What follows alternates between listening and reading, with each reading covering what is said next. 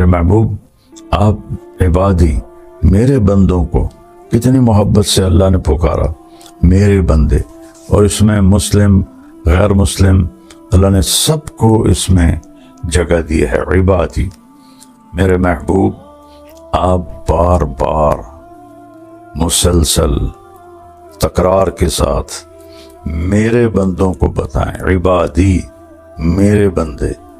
تو دنیا میں جتنے لوگ کوئی پتھروں کو پوج رہا ہے، کوئی گائے کو پوج رہا ہے، کوئی بندر کو پوج رہا ہے، کوئی درختوں کی پوجا کر رہا ہے، کوئی اپنے ہاتھوں سے بت بنا کر پھر اس کی پوجا کر رہا ہے، اس کے سامنے آرتی جلا رہا ہے، اور اب تو پلاسٹک کے بت بنتے ہیں اور وہ اس کے سامنے ایسے ہاتھ جوڑ کے کھڑے ہوتے ہیں، ایسے سب۔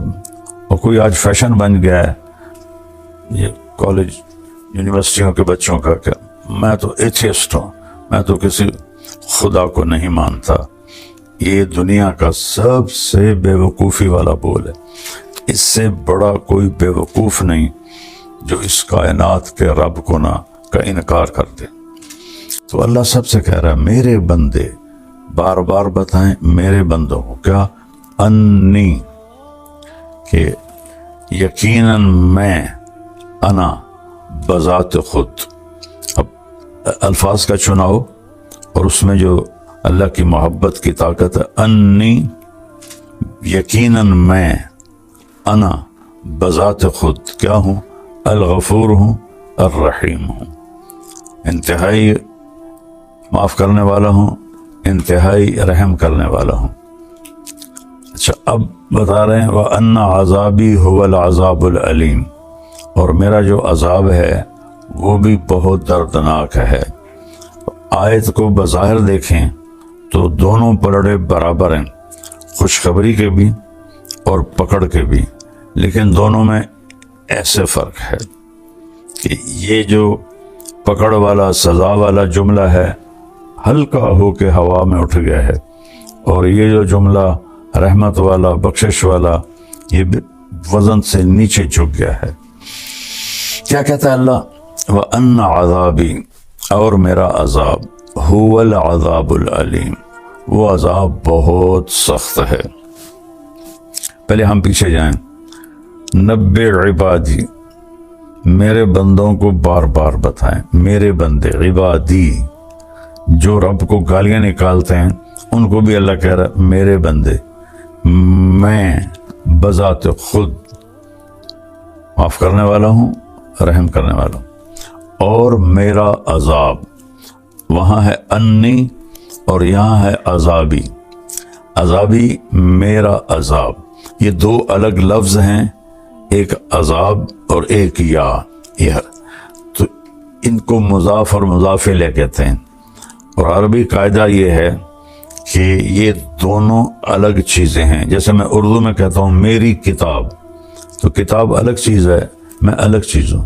میں کہتا ہوں میری ویسٹ کوٹ، تو ویسٹ کوٹ الگ چیز ہے اور میں الگ چیز ہوں۔ میرا گھر، ایک گھر اور ہے، میں اور ہوں۔ اور انی، میں بذات خود، انی انا، میں بذات خود، اور یہاں کہا میرا عذاب، یعنی عذاب اور ہے اور اللہ اور ہے، اللہ کی ذات الگ منفرد ہے، عذاب الگ منفرد ہے۔ پھر اگلا تو یہاں اس کو انتہائی ہلکا کر دیا، میرا عذاب، میں بذات خود، یقیناً میں بذات خود، اور یہاں میرا عذاب۔ پہلے تو یہاں یہ عذاب کو الگ کیا، اپنے آپ کو الگ کیا، پھر آگے کہا ہوا، میرا عذاب وہ جو تمہاری نظروں سے بھی دور ہے، تمہیں نظر ہی نہیں آ رہا، ادھر انی انا، میں بذات خود تمہارے سامنے ہو کر کہہ رہا ہوں مہربان ہوں، اور میرا عذاب وہ نظر نہیں آ رہا، وہ عذاب بڑا خطرناک ہے۔ تو مجھے کتنے لوگ علماء بھی کہتے ہیں کہ یہ تو لوگوں کو گناہوں پہ شہ دیتا ہے، اور کہتا ہے جتنی دفعہ مرضی توبہ ٹوٹ جائے توبہ کرو، اللہ معاف کر دیتا ہے۔ اور اللہ تعالیٰ کہ نافرمانی پر ابھارتا ہے۔ بھائی میں تو آپ کو قرآن سے بتا رہا ہوں، اللہ کے نبی کے فرمان سے بتا رہا ہوں کہ میرے رب نے رحمت کو کیسے بیان کیا اور اپنے غضب کو کیسے بیان کیا، دونوں کا وزن کر کے آپ کے سامنے رکھ دیا ہے۔ میرے نبی بار بار بتائیں میرے بندوں کو، تو میرے بندوں میں کتنا پیار ہے، کوئی قید نہیں یہ ہندو ہے، یہ مسلم ہے، یہ سکھ ہے، یہ عیسائی ہے، یہ یہودی ہے۔ کہ عبادی، میرے بندوں کو بتائیں کہ میں تمہارے سامنے ہوں بذات خود بہت مہربان رحم کرنے والا۔ اور پھر اس کے بعد اب بتانا ہے عذاب کو، وہاں 90 نہیں لائے، وہ 90 شروع میں لائے، اور نہ یہاں بھی 90 آتا، اور بار بار بتائیں میرے بندوں کو کہ میرا عذاب بڑا سخت ہے۔ یا اللہ کہتے کہ میں انی انا المنتقم القہار، اور میں بذات خود بڑا انتقام لینے والا ہوں اور بڑے قہر والا ہوں۔ سبحان اللہ، میرا عذاب، میں اور ہوں، عذاب اور ہے۔ پھر اس کو دکھایا نہیں، وہاں انا، میں تمہارے سامنے، ہوا، وہ ہوا ہوتا ہے اس کے لیے جو سامنے نہ ہو، جو دیوار کے پیچھے ہے، یہ سارے بیٹھے ہوئے، یہ ہوا ان پہ نہیں آئے گا، ہوا آئے گا جو باہر بیٹھے ہوئے ہیں۔ تو اس کو اللہ نے اپنے ہماری نظروں سے دور کر دیا، هو العذاب العلیم، وہ بہت بڑا عذاب ہے۔ اور پھر میرا رب کہتا ہے کہ تم ما یفعل اللہ بعذابکم ان شکرتم وآمنتم، تمہیں عذاب دے کے مجھے کیا خوشی ہوگی، تم توبہ کر لو، شکر گزار بن جاؤ، تو میں تمہارا قدردان بھی ہوں، جاننے والا بھی ہوں۔ اور پھر میں کسی سے ناراض ہو جاتا ہوں، جب وہ مجھے منانے آتا ہے تو میں اس کا استقبال نہیں کرتا، میری پہلی کوشش ہوتی ہے کہ اس سے میری ملاقات ہی نہ ہو۔ میں اپنے ملازم سے کہتا ہوں ان سے کو واپس چلے جائیں، وہ گھر پر نہیں ہیں، یا وہ ملنا ہی نہیں چاہتے، تو وہ منت کرتا ہے۔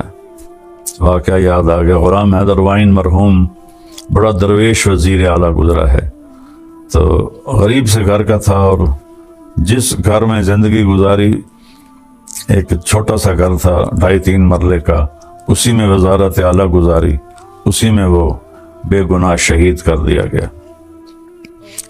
تو وہ تلمبے میں ایک چودھری تھا جس کے ووٹ تھے 100-200 ووٹ تھے، وہ حیدر وائن سے ناراض تھا، تو غلام حیدر وائن مرحوم گیا اس کو ملنے، تو اس نے دروازہ بند کروا دیا اور ملنے سے انکار کر دیا۔ تو حیدر وائن نے کرسی منگوائی اور اس کے باہر دروازے پر کرسی بچھا کے بیٹھ گیا، اور فجر کی اذان تک بیٹھا رہا، سردیوں کے دن سے۔ یہ بات مجھے وہ آدمی خود سنا رہا ہے، کہتا پھر مجھے بڑی شرم آئی اور میں نے جا کے دروازہ کھولا اور ان سے ملا۔ یہ ہوتا ہے ہمارا معاملہ جب ہم کسی سے ناراض ہوتے ہیں۔ اور میرا اللہ کیا کہہ رہا ہے، من تقرب الیہ تلقیتہ من بعید، جو مجھے راضی کرنے کے لیے میری طرف آتا ہے میں آگے بڑھ کے اس کا استقبال کرتا ہوں۔ سبحان، جس سے ہم ناراض ہوں اس کا استقبال کرتے ہیں۔ اور میرا رب کہہ رہا ہے کہ جو مجھے منانے آتا ہے میں آگے بڑھ کے اس کا استقبال کرتا ہوں۔